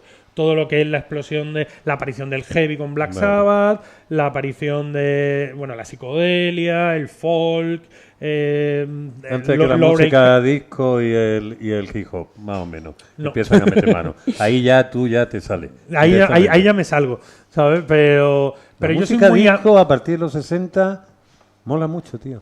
Sí, te lo juro, niego. mola mucho. Y estoy preparando y supongo que los 85 dirás, Zetangana, qué bueno era. Me gusta Zetangana, es bueno. me gusta Zetangana. Zetangana es bueno, yo no creo que sea ¿sabes? regatonero. Pero bueno, ahora uno de los próximos hilos es sobre uno de los padres del rap, Gil Scott Heron, claro. Y la canción de La revolución no puede ser... Este era un poeta... Era slang. Era de slang, de spoken word. Bueno, que nos perdemos. Sí. Te quería preguntar yo, ¿tienes toda la temporada planteada? Dani. La temporada de la historieta musical, más o menos. Porque la primera temporada fue un poco a salto de mata, pero cuando ya fue esa explosión con Wish You Were Here, el final de temporada con Starway to Heaven y tal, de repente me di cuenta que como no me organizara un poco, no llegaba a tiempo. Entonces, a partir de ahí, corto siempre en julio, recomienzo en septiembre y en el verano voy viendo documentales, leyendo libros, recopilando información y haciéndome un poco el planning de la temporada. Entonces, por ejemplo, la cuarta temporada, que empezó hace 2 semanas con joder, qué memoria de pez, tío. Ahí ya no te ayudo. Bueno, Amy Winehouse, que fue el segundo hilo de la temporada. Lane Staley de Alice in Chains, que es con lo que empezó la temporada, está planteada. Y sin pretenderlo yo mucho, la primera temporada hablaba un poco más de rock en general. La segunda fue una temporada que hablaba mucho de heavy, de metal, de la historia de los noruegos estos, Black Sabbath, Aleister Crowley, etcétera. La tercera temporada me he ido un poco por el folk, el blues, y esta cuarta temporada me suena noventera. Siempre estaba aprovechando un poco también lo que va surgiendo, ¿no? Es decir, si pasa algo, lo improvisas, ¿no? Bueno, sí, claro. O sea, por ejemplo, cuando se murió Christine de Fleetwood Mac, pues me tuve que... yo tenía un borrador contando la historia del Rumours de Fleetwood Mac, uno de los mejores discos de la historia, y una de las historias... O sea, ¿cómo puede salir un disco tan bonito con gente que se odia tanto en el estudio? Es brutal. O sea, quiero decir, las letras de las canciones son... Ríete tú de cualquier broma que nos podamos hacer, ¿vale? Pero claro, cuando se murió la que había sido la teclista pianista de Fleetwood Mac, esa noche yo no tenía planeado para el día siguiente el hilo del Rumours de Fleetwood Mac, pero fue Moraleda precisamente el que me dijo, déjate de tontería y hazlo ya. Tienes que aprovechar un poco, pero tampoco puedes vivir a golpe de efeméride.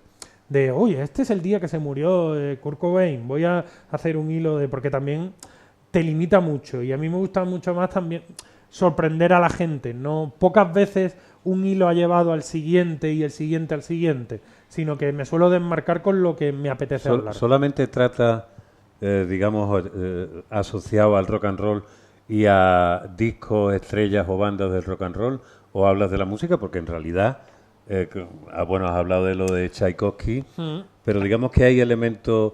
Yo veo que aquí hay algo que bueno, a mí me pasó también con el mundo de la música contada, ¿sí?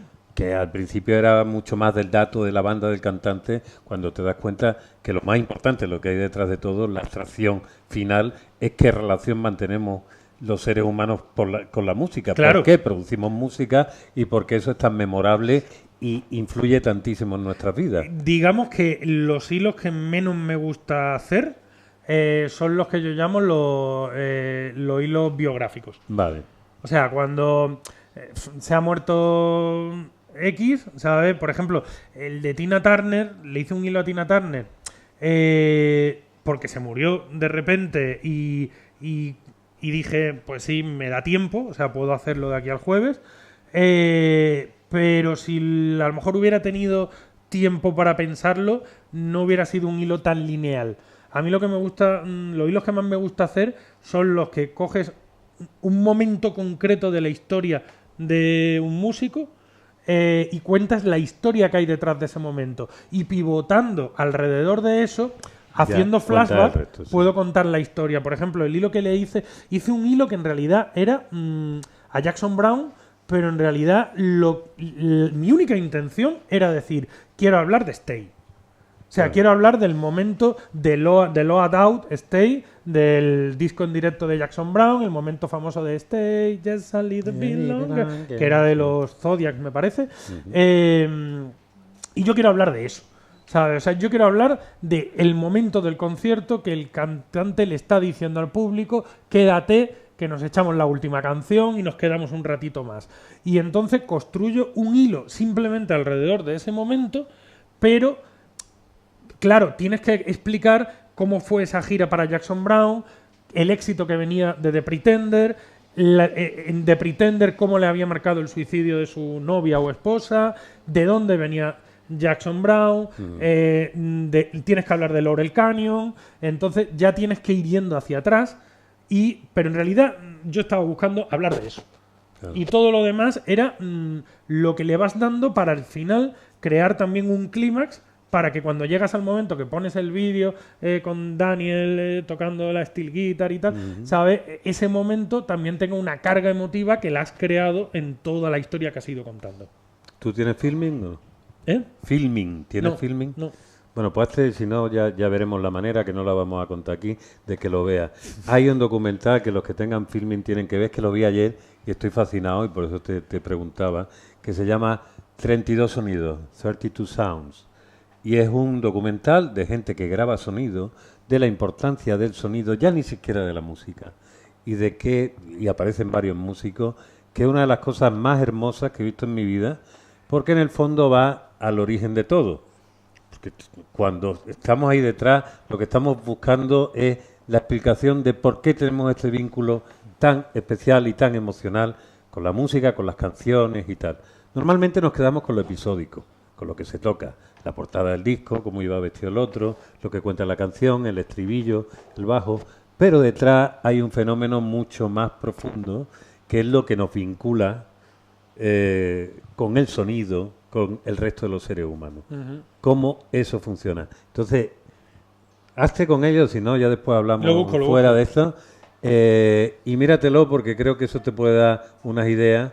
Y es que tengo mucha ganas, que es un documental que no va a ver ni Dios, porque esto que dice, esto que es un documental que tienes que escuchar, pero es fundamental, creo. Te entiendo, porque a mí me pasa muchas veces que estoy viendo un documental, leyendo lo que sea, y de repente es como, necesito a alguien con quien hablar de esto, ¿sabes? ¿No? Que normalmente suele ser Ana, la pobre, la que tiene que soportar que yo llegue corriendo y le diga, ¿tú sabías que cuando Amy Winehouse, ¿sabes? ¿No? Y entonces, claro, pues... Ana, ¿qué relación tiene? Hola, Ana. Sí. Es mi mujer. Sí.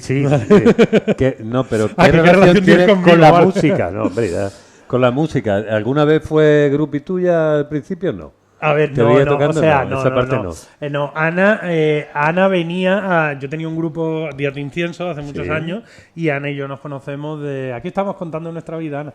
Ana y yo nos conocemos porque ella, con quien entonces era su pareja y yo tenía la mía, ella venía a los conciertos del grupo, formábamos parte del mismo grupo de amigos y tal, y luego después, pues muchos años después, ya sin pareja, nos reencontramos y yo dije, ¿sabes? ¿No? Pero...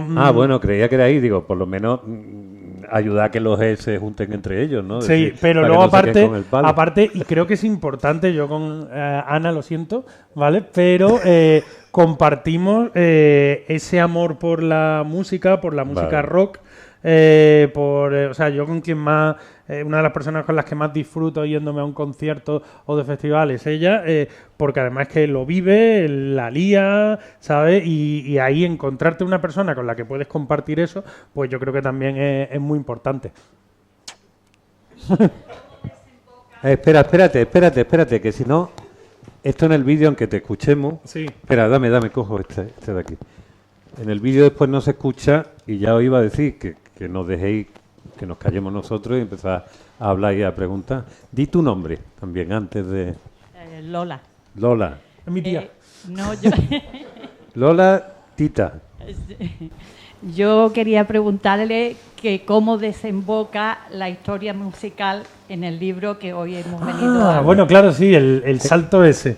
Es ¿sabes? que iba para eso, pero... Pues precisamente fue porque cada vez empezó a tener más relevancia y más seguidores el Twitter de la historieta, o sea, la historieta musical, cada vez empezó a tener más seguidores, más gente que lo leía.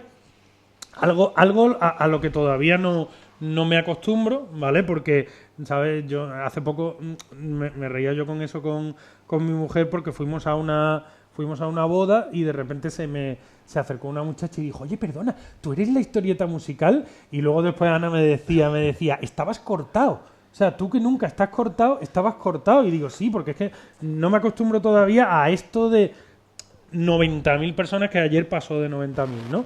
Y claro, muchas editoriales pues van buscando a alguien que tenga muchos seguidores en redes y tal para ofrecerle lo que sea. Me llegaron varias ofertas de varias editoriales y a mí la que me gustó fue Principal de libros.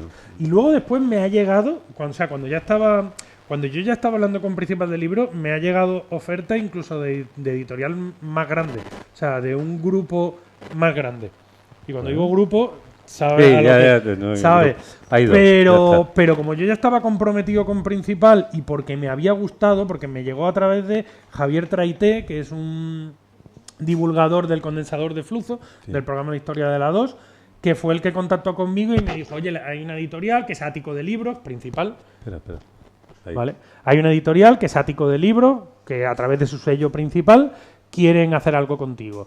A mí me habían llegado ya otras ofertas, unas con, o sea, quiero decir, en la oferta pues hay lo típico, unas condiciones, ¿no? Hay condiciones mejores, condiciones peores, pero aparte de las condiciones, lo que me gustó fue que otras editoriales me habían planteado, esto es muy sencillo, tú coges tus 50 mejores hilos y los vuelcas y cada hilo es un capítulo, ¿sabes? Y ya tienes el libro hecho. Y además ni te lo revisan ni nada. Claro. Y bueno, sí, o lo podían revisar, le tendrás que meter, uno te decía, le tienes que meter un poco más. Otro decía, coge 20 hilos y los extiendes. Otro decía, coge 50 y ya está el libro hecho. Y yo decía, es que yo funciono, como ha dicho Dani, por retos, ¿no? Y eso para mí no era un reto. Y Principal lo que me dijo fue, queremos que con el material que tú hagas, y puedes reutilizar material de los hilos, aproximadamente un 40% del libro son historias que ya he contado, lo que pasa que están extendidas, revisadas, ampliadas, ¿vale? Pero ya he contado en hilos, ¿no? Otras que no están en hilos irán a lo mejor saliendo esta cuarta temporada en hilo, pero siempre es una versión resumida de lo que aparece en el libro. O sea, quiero decir, no te quedes solo con el tuit, compra el libro, ¿no? Pero lo que me dijo Principal y me gustó mucho es, puedes reutilizar material, pero no queremos que haya más material nuevo que reutilizado, y sobre todo queremos que haya un hilo conductor. O sea, que el libro tenga una estructura, que no sea una sucesión de anécdotas, ¿no? ¿Y cómo encuentras el hilo conductor? Me ofrecieron varios. Me dijeron conciertos que cambiaron la historia del rock. Que ese era fácil, ¿no? Porque puedes hablar de Woodstock, de Monterrey, puedes hablar de varias cosas, ¿no? Pues del Live Fight, por ejemplo. Discos, ¿no? Que cambiaron la historia, o centrarme en un solo disco y hablar a partir de ahí. Y dijeron, o la muerte en el rock and roll. Y yo dije, hey, o sea, esto me ha gustado, ¿vale? Para empezar, porque como me dijo un seguidor hace poco, me dice, bueno, es que claro, es que tú hablas normalmente de gente que está muerta, ¿no? ¿Sabes? Pero porque la música que me gusta es de una época más antigua. Pero aparte, porque me parecía que coger la muerte, bueno, y aparte porque como lo que me gusta a mí es el terror, el Edgar Allan Poe y tal, ese punto macabro de cómo murió tal siempre me motiva, ¿no? Pero me pareció que también era una forma de decir, oye, cogiendo la muerte de Elvis, ¿no? vamos a hablar de su vida. Cogiendo la muerte de Mama Cass, ¿no? De la cantante de Mamas and the Papas, la buena de Mamas and the Papas, que murió en la misma cama en la que 4 años más tarde moriría Keith Moon, de la misma cama y el mismo apartamento que 4 años más tarde moriría el batería de los Who. Pues la muerte de Mama Cass en realidad es un párrafo dentro de 3 páginas o 4 páginas en las que te hablo de Mama Cass, de la explosión del folk, de la explosión psicodélica, del Festival de Monterrey, de su carrera en solitario, de las peleas internas de The Mamas and the Papas, de que aunque tú escuches California Dreaming y te parezca una canción muy bonita, en realidad esa gente... o sea, quiero decir, el mito este de sexo, drogas y rock and roll, ¿sabes? Pues de Mamas and the Papas unos santos no eran, ¿sabes? Y choca con la imagen y con la música que tenemos de ellos, pero vaya. Parecía que era ¿sabes, una familia. ¿Y sientes que te ha transformado un poco? ¿Tu relación con la muerte ha cambiado a partir de escribir el libro? No. No, realmente no, porque mi relación con la... A lo mejor mi relación con la muerte de personajes famosos... bueno, que va, en realidad te estoy mintiendo. No, porque ahora que lo pienso, en cierta forma sí, porque también cuando estaba escribiendo el libro falleció un amigo, y Miguel, y me pilló justo cuando estaba empezando a escribir el libro. Y también hablo de eso, en el capítulo que hablo de canciones que le dedicas a alguien que se ha ido, también hablo de eso, ¿no?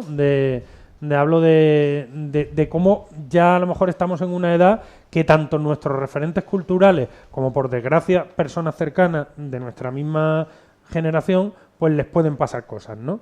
Así que en realidad, al principio te he dicho que no, muy a lo ligero, pero en realidad sí, un poco sí. Tenemos otra pregunta de allí. Sí. Levántate si no te importa, un momentillo para que te veamos la cara. Mi nombre es Juan Alberto y quería hacer una pregunta. Supongo que cada historia tiene una labor investigadora detrás, Sí. alguna más sencilla, otra menos sencilla. Me gustaría conocer cuál de ellas te supuso mayor reto o mayor esfuerzo, porque había pocos hechos o poco material, y aquella también historia, anécdota, que te deparara sorpresa tras sorpresa mientras estaba investigándola. Pues a la primera pregunta menciono a varios personajes porque se han ido muriendo todos, solo queda Eddie Vedder, el pobre, cuídate Eddie, pero hay varios, casi todos los cantantes del grunge se han ido muriendo y hay mucha mitología al respecto. Y me vino muy bien un libro de Mark, no sé qué, no me acuerdo del apellido, es que soy malísimo para, o sea, si no tengo papeles delante se me olvidan los nombres, que es una historia, todo el mundo quiere nuestra ciudad, que es una historia oral del grunge. Y ese libro me vino muy bien, pero luego aparte para profundizar en todas estas muertes del grunge, sí tuve, y viene todo en la bibliografía, sí tuve desde libros sobre el Club de los 27 por Kurt Cobain hasta documentales, o sea, ahí sí tuve que ahondar bastante. Hay un documental de Chris Cornell que es muy bueno, que viene en la filmografía. Sí tuve que ahondar bastante porque hay como mucha mitología acerca de todas estas personas y todo lo que es el grunge, ¿no? Hay como creado demasiado mito. Y luego, quizás, y está relacionado con lo de Chris Cornell, lo que más me fue sorprendiendo hay un capítulo que se llama ¿Qué me pasa, doctor?, que era una película de Barbara Streisand, que me hacía mucha gracia. Y ahí juego un poco con el humor negro, porque es un capítulo dedicado a músicos que se han muerto por una mala decisión médica, ¿no? O sea, lo primero que puedes pensar es Michael Jackson, o Elvis Presley, por ejemplo. Prince también, ¿no? Pero claro, cuando empecé, que si Chris Cornell, que si Tom Petty... bueno, Chris Cornell en realidad no está claro... Suicidio, pero él estaba tomando unos antidepresivos que la familia dice que no debería estar tomando porque en realidad no estaba deprimido y que por lo tanto eso fue lo que le incitó al suicidio, ese estado que los antidepresivos de euforia le provocaron, ¿sabes? Está un poco dudoso ese tema, ¿no? Pero en el caso de Tom Petty o Prince, el tema de las drogas recetadas, o sea, del fentanilo, sobre todo la oxicodona, que son una auténtica epidemia ahora en Estados Unidos, y que es una epidemia, y allí sí hago un poco un speech personal en el libro, que son una epidemia que se basa muchísimo sus causas en un modelo de salud que... Bueno, un modelo de de beneficio absoluto. De beneficio de la salud, donde lo que hay es un cliente y no un paciente. Claro. Y claro, cuando ahora tú ves también en determinadas publicidades de seguros aquí en España, de tú eres nuestro mejor cliente, no, yo soy paciente, ¿sabes? No, porque Bueno, eso, cuéntaselo a la farmacéutica. Claro. Aparte, por ejemplo, Elvis mismo, si te remontas, dice hasta qué punto este tipo fue responsable de sus decisiones, porque ahora ya sí sabemos el nivel de dependencia que tenía con las anfetaminas. Que generan los opioides y la y anfetamina. él con las anfetaminas desde que estuvo en Berlín haciendo la mili. Pero es que te las daban. ¿Sabes? Pero claro, es que te las daban. recetaban. Toma, esto es lo que tú tienes que Entonces, tomar. ¿eh? ese capítulo que empezó simplemente, bueno, voy a hablar de músicos que se han muerto porque un médico tomó una mala decisión, y yo pensé el capítulo va a ser mayormente Michael Jackson y Elvis Presley, ¿no? Pero claro, luego después empiezas Tom Petty, fentanilo, Prince, fentanilo y oxicodona, y empiezas a escarbar y dices, ostras, aquí fue uno de los capítulos que más me sorprendió durante el proceso de documentación. A ver, y conociéndote, tienes que hacer mucho acto de contención a la hora de... hemos ido muchas veces, hemos vivido situaciones juntos, luego le he contemplado como las contaba a otros amigos, y tiene la sensación de decir, yo he estado allí, he vivido lo mismo, entonces... Tienes que contenerte, esa capacidad de fabular. No, es que... ¿Qué porcentaje hay de inventado en el libro? En la historieta? No, me he contenido mucho, te voy a decir el 95%. Cuando veáis en alguna frase que digo algo y digo, quizás aquello se trataba, ahí estoy elucubrando, ¿de acuerdo?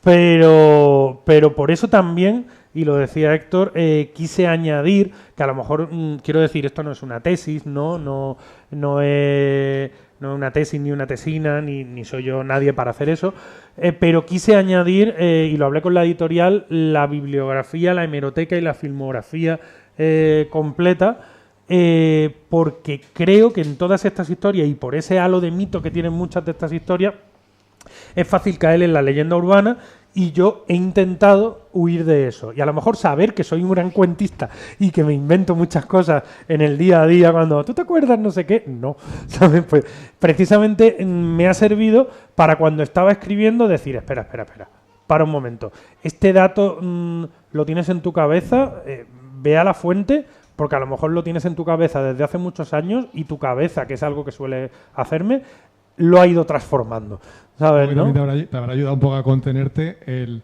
posible hate que pueda surgir, ¿no? Bueno, claro. La gente está detrás para corregir. Claro, o sea, quiero decir, en el hilo con el que he abierto temporada he puesto 22 veces mal el nombre de Lane Stanley y le he llamado Laney Stanley y he recibido, o sea, quiero decir, y tienes el de, se llamaba Lane, no Lane, ¿sabes, no? Me pasó también, hice un hilo de Cliff Burton de Metallica y puse 27 veces trash en vez de thrash, ¿sabes? ¿Qué es lo más terrible que te han dicho? Lo más terrible, me sorprendió muchísimo. En la Semana Santa pasada hice un hilo sobre la adaptación de Camilo VI de Jesucristo Superstar y un argentino fundamentalista cristiano empezó a me cago en la concha de tu madre, no sé qué, tal y cual, pero diciendo unas cosas por Twitter. No, y yo le dije, oye, que yo no he querido faltar al respeto. Un Viernes Santo haces, no sería tan católico, haces un hilo de Jesucristo Superstar, y le digo, me parecía muy apropiado. Claro. ¿No? ¿Sabes? Bueno, me lió una ya faltando al respeto, al final bloqueo y punto. ¿Sabes? Pero ha sido lo más... ¿Cómo lidias con eso? ¿Bloqueas? Normalmente yo sigo el esquema de que me encanta, de Irene Vallejo, la de El infinito en el junco, El infinito en un junco, que es un libro sobre la historia de los libros que le recomiendo a todo el mundo, y que ella, con los haters que tiene a veces, porque no sé por qué un libro sobre la historia de los libros puede tener haters, pero los tiene. No, tiene haters, que la gente quiere llamar la atención de alguna manera, sí. Y Pues siguen a alguien que tiene mucha gente para llamar la atención. Sus respuestas son todo el rato paz y amor, ¿sabes? De siento mucho que no te haya gustado, no sé qué, no sé cuánto. Entonces yo digo, ¿qué diría Irene Vallejo? ¿Sabes? ¿No? Y ya está. Y evito, y realmente solo he tenido que utilizar el botón de bloquear una vez, que fue con el de Jesucristo Superstar, porque no veas cómo se puso, ¿sabes? Pero yo, incluso hay gente que ha venido, oye, eso es a corregirte, eso es incorrecto lo que dices. Yo la verdad, como yo no me considero experto musical, y esto es importante decirlo para mí, yo no soy periodista, yo no soy crítico, yo no soy experto musical, yo soy escritor. Y taxista. Y taxista, Vale. y psicólogo. Más importante, ¿Sabes? psicólogo. Sí, Claro. yo cuento historias. Y en Twitter y aquí cuento historias de la música. Pero yo no vengo a pisar el terreno a un periodista musical o a un crítico musical, que bueno, no sé si hay un título de crítico musical, creo que había un máster del país de Fernando Navarro, Sí, bueno. ¿sabes? Fernando ha estado aquí, pero Vale, te lo puedo dar. pero yo no soy eso. O sea, yo cuento historia, me documento muchísimo, Claro. ¿vale? Pero cuando alguien viene a corregirme, si viene con educación y respeto, al final del hilo yo pongo fe de ratas. He puesto tal dato y tal persona me ha dicho tal. Claro. Porque creo que es lo justo y creo que es lo humilde y porque yo he aprendido mucho con correcciones que me han hecho. Además que es un Jesús, sistema ¿sabes? colectivo de comunicación. Yo creo que eso se nos olvida un poco, ¿no? Claro, es crear comunidad. Esto no tiene nada ¿Sabes? que ver con yo soy el profesor de nuestros tiempos y yo largo, Claro. y tú le decías, y como le preguntara 2 veces o dijera, es que usted dijo, ya estaba suspendido y te echaban de clase. O sea Claro. que esto yo creo que también añade ese plus interesante. Se te está yendo tu propia familia No, porque no, tiene que no. dar. No te preocupes. Una pregunta. ¿Cuál es tu nombre? Espera, perdona. Una pregunta. Yo me llamo Isaac. ¿Alguna vez alguien se te ha venido y te ha preguntado algo sobre Málaga y el rock? Y si es así, dinos qué le has contado. O si alguien te viniera ahora de fuera, ¿no? Y te dijera, oye, Málaga que tiene de rock bueno, ¿no? A nivel a lo mejor de, pienso yo, en conciertos, espacios, no sé, anécdotas, o gente que sea de aquí, rockera. Así que tú dijeras, pues yo resaltaría esto, no sé. Hombre, Málaga tiene De Metal hecho, te Gods, ¿no? falta. ¿Sabes? De hecho, te falta aquí. Yo te iba a decir, echo de menos a Roberto. Quiero decir, Roberto tampoco, no es que muriera de una manera tal, pero la muerte de Roberto tuvo dentro de nuestro nivel. Sí. Roberto Tabletón tuvo un Sí, cierto pero impacto no. de- Te Podía hubiera yo haberlo contado, hecho, tío, tenía pero un montón podía de haberlo anécdotas hecho. de- Podía haberlo hecho, pero quizás por el miedo un poco a la cercanía de- Yo no era cercano de Rockberto, Ya. ¿no? Del de Tabletón, ¿no? Yo no era cercano de él, yo lo veía por ahí, por la plaza, colocado perdido, pero yo no era cercano de él, ¿vale? Y creo que mucha gente, como tú o mucha gente, sí lo es o sí lo fue, y en ese sentido, sin una documentación que a lo mejor era excesiva para los tiempos que tenía con el Sí. libro, no quería meterme, pero lo pensé. Yo te diría, aparte de la broma que he dicho de mi grupo de Metal Gods, ¿no? Pero yo te diría, o sea, Málaga, espacios ahora mismo hay muy poco. Y aquí voy a ser muy clarito. En Málaga se potencia mucho una cultura, como decía mi querido que falleció hace poco, Antonio Troyano, en Málaga se potencia mucho una cultura muerta. En el sentido de que es una cultura de museo, de museo franquicia, ¿vale? Que está muy bien, o sea, yo voy al Russo, yo voy al Picasso, yo voy al Pompidou, yo los disfruto, ¿no? ¿De acuerdo? Pero al creador de base hace tiempo que no se le está potenciando. Hace 25 años, cuando yo estaba con Días de Incienso, organizamos con un montón de músicos de Málaga, organizamos en la plaza de Félix Sáenz una manifestación que para que fuera original y viniera a la prensa, hicimos un top manta, como si fuéramos manteros, de maquetas de grupos malagueños. Y nos llevamos lápidas que hicimos de La música malagueña se muere. Eso fue hace 25 No años, me yo creo acuerdo que de lo eso, podríamos sí. repetir. Sí, sí. Ahora mismo hay muchísima creatividad en Málaga, la ha habido hace mucho tiempo. O sea, Málaga, por ejemplo, tuvo una escena heavy brutal en los 80. Luego está el famoso sonido malaguita, esa fusión entre flamenco, jazz y rock, que se puede decir. Y un poco de reggae también. Y un poco de reggae que Sí, inventó sí. Tabletón, pero que han seguido grupos como Musicómanos, por ejemplo, más reciente, mucho tiempo después. Ha habido una escena de grupos de pop rock en los 90, que ahí estábamos Días de Incienso, pero estaba País Musicano, estaba Meridiano Cero. O sea, ha habido en Málaga muchísimos géneros, muchísimos estilos. Yo el flamenco no lo controlo, ¿vale? Por supuesto, Javier Ojeda, Danza Invisible, Torremolinos, pero creo que esa música de base no recibe la potenciación adecuada que debería recibir si realmente queremos una ciudad cultural. Porque la cultura no solo es cultura de traerte aquí al Thyssen un cuadro de Goya, ¿vale? Y que venga gente a verla, sino también consiste en que el creador malagueño no tenga que irse fuera de Málaga, porque los músicos malagueños ahora mismo, por ejemplo, les falta la sala intermedia, ¿vale? O sea, hace 25 años, cuando yo empezaba, tenías el garito intermedio del centro, que no lo tenías que alquilar, que cobrabas 500 pesetas en la puerta, estaba la Visinia, etcétera, había un montón de sitios, incluso sitios que no eran sala, que era un bar donde ibas y te montabas en el suelo a tocar, pero era fiesta universitaria y venía la gente a conocerte y tú te ibas curtiendo a tocar hasta que te creabas un público y entonces ya podías ir a una de las primeras salas que aparecían en la afuera, como era la Vivero, que ahora es la Trinchera, ¿no? Pero ahora, entre que tú estés grabando en el salón de tu casa, que afortunadamente se puede grabar con mucha calidad, con equipos caseros, ¿sabes? Y que tú tengas que alquilar una sala por 500 pavos y palmar pasta, en medio falta todo lo demás. Y todo lo demás es un circuito de cafés teatro, de sitios de conciertos y de que se apoye y se apueste. Antes estaba, por ejemplo, el concurso del Eduardo Ocón, ¿vale? El Crea Rock, ¿vale? Que luego después los ganadores del Crea Rock actuaban de telonero en la caseta de la juventud de la feria, donde venía, yo he visto en la caseta de la juventud de la feria, a Bunbury, a los especialistas, al grupo de Nacho Vegas, que no me acuerdo ahora, a los Piratas muchas veces, creo que 2 veces vinieron a la feria, a los Planetas, o sea... Y ahora todo eso va a Cervantes. Eso ha ocurrido siempre, por otra parte. Entonces, en Málaga hay muchísimos grupos buenos.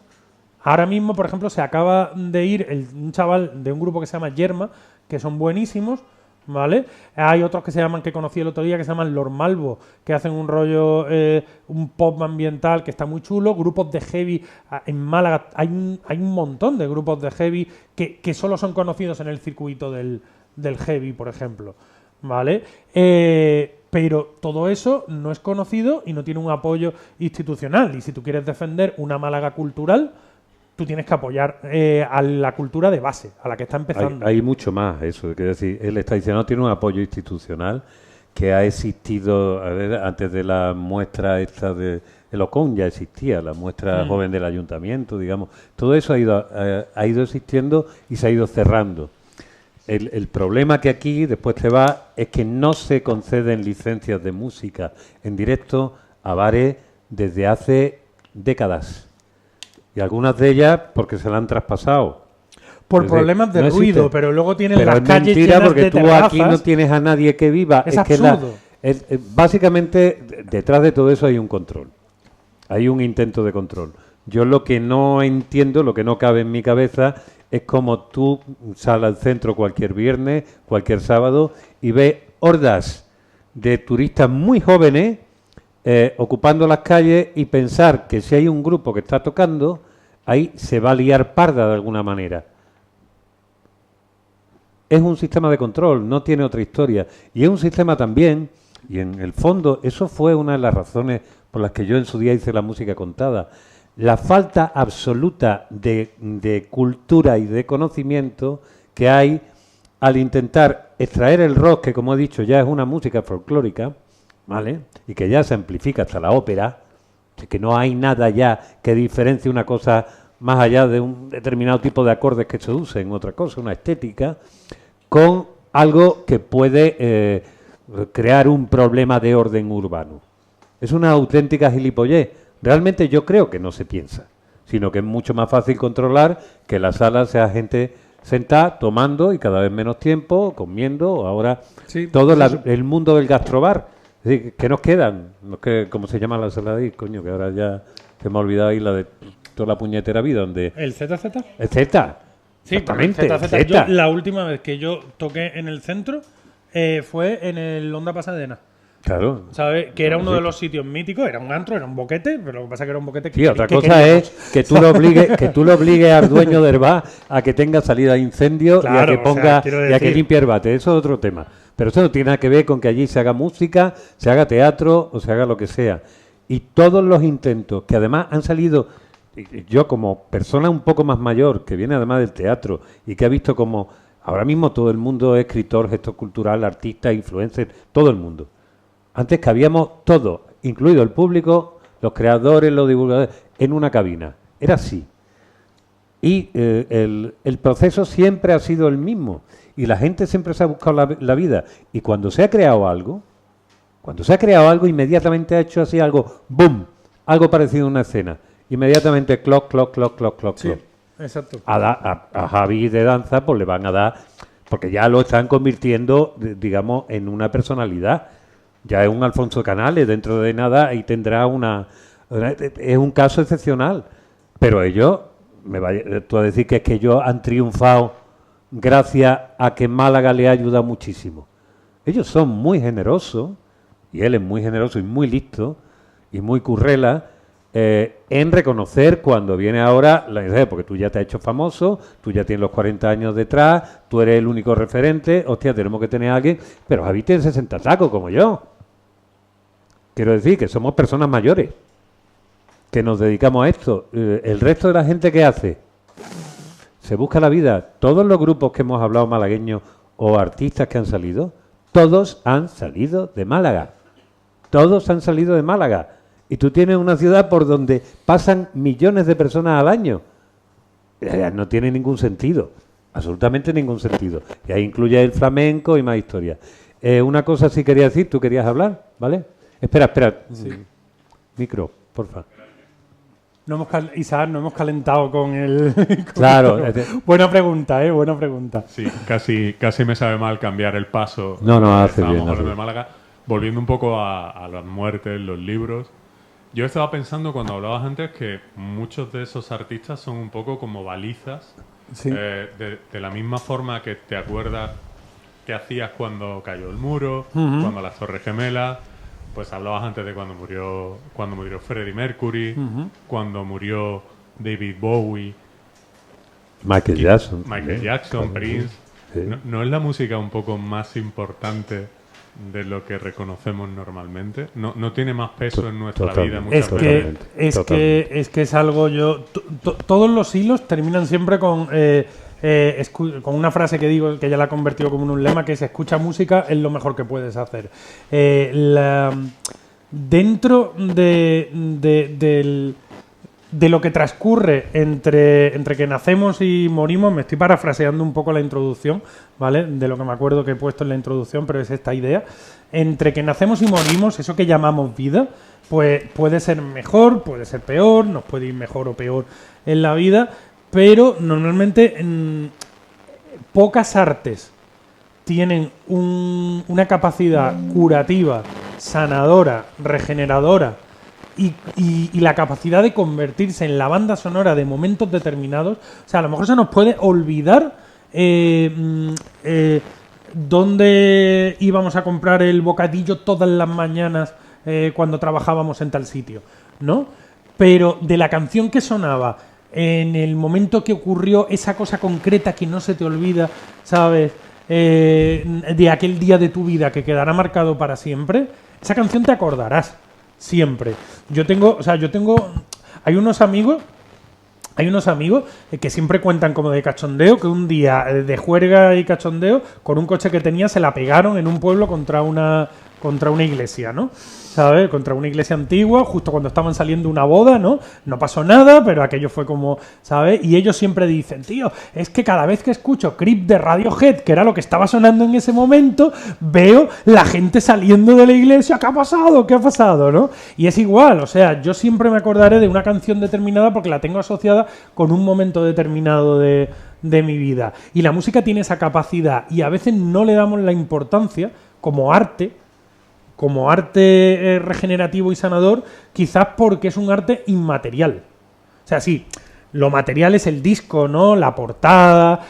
Ahora no. Ahora la música ha vuelto a ser inmaterial. La música, durante milenios de existencia del hombre, era una cosa que un juglar le contaba a otro, ¿vale? Que viajaba, y si alguien quería escuchar los cantos que se hacían en tal sitio, pues tenía que ir allí. Hasta que alguien de repente se inventó la partitura. Y la tocaba 4 veces y tú memorizabas aquello. Exacto. Y luego ya cuando llegó la impresión física de la música, en los discos de pizarra, los vinilos, las cintas, ¿sabes? El minidisc, ¿sabes?